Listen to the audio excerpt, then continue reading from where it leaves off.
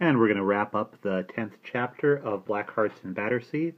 The ship that Simon, Justin, and Dido were on has broken in half. The crew has abandoned ship, and Simon has just set Justin up with a flotation device, very similar to how the dwarves escaped in The Hobbit with the barrel, and we'll pick up from there. He rolled the barrel into the sea, and Justin, whimpering a little, was let down into it and pushed off with the oar, which Simon then passed to him. Fend yourself off from the rocks, he shouted as the cask bobbed away. What about us? Asked Dido, doggedly clenching her teeth. I can't swim. Simon looked around once more. There were no other barrels, and the flames were coming uncomfortably close. It'll have to be this for you and me, he said, and laid hold of the broken spar which had hindered the men from launching the boat. Ropes were still made fast to it, and he passed a couple of these around Dido and tied her on as securely as he could. I don't like this about half, she said, shivering. Never mind. I'm going to push you in and then jump after you. Hold tight to the pole. Now jump. Oh, my lovely new dress. It'll get ruined.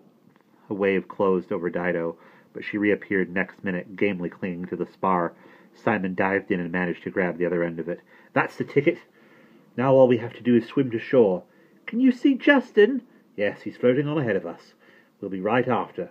You'll see, Simon said as reassuringly as he could. He gave Dido an encouraging smile, and she smiled wanly back. She looked a piteous sight with her wet hair hanging in rat's tails over her face. Simon swam with his legs, pushing the cumbersome spar ahead of him with his arms.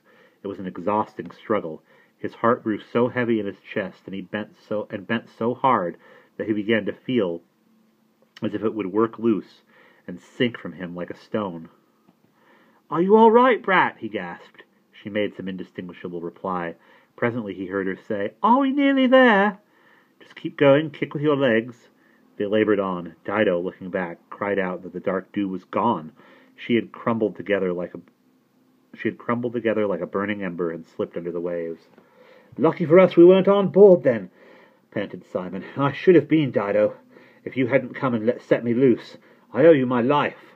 But supposing it was us that set fire to the ship, Dido gulped miserably.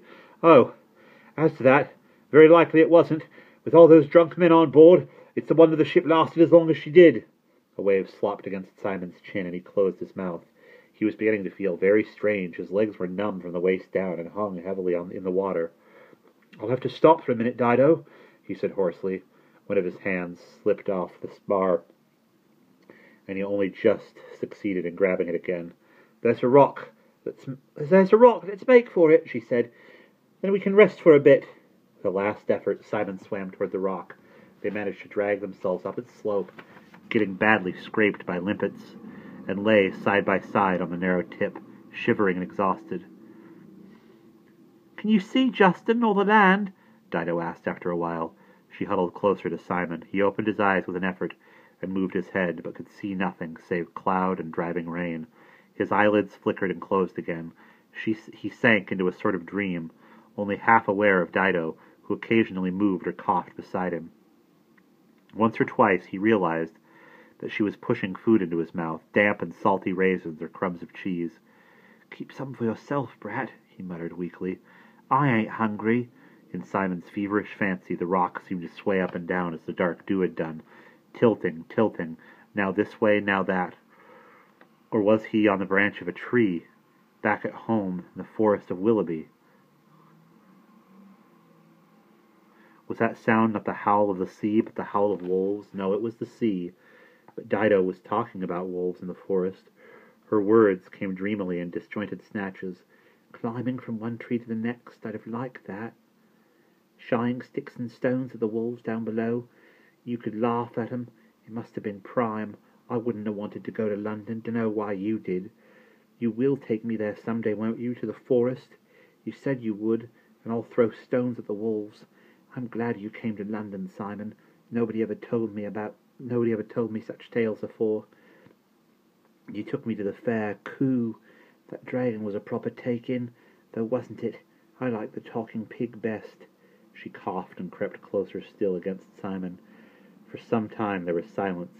Except for the harsh screams of gulls, Simon drifted further and further away toward the frontiers of unconsciousness. "Simon," Dido said presently in a small voice. His only response was a faint movement of his head. "Simon, I think the tide's coming in. It's coming higher up the rock. I don't think there's going to be room here for both of us. Maybe I'd better try and float to the shore to get help." Simon did not answer. His eyes were closed, and he lay limp, white, and motionless, with the waves breaking not 3 feet below him. And that's the end of Chapter 10.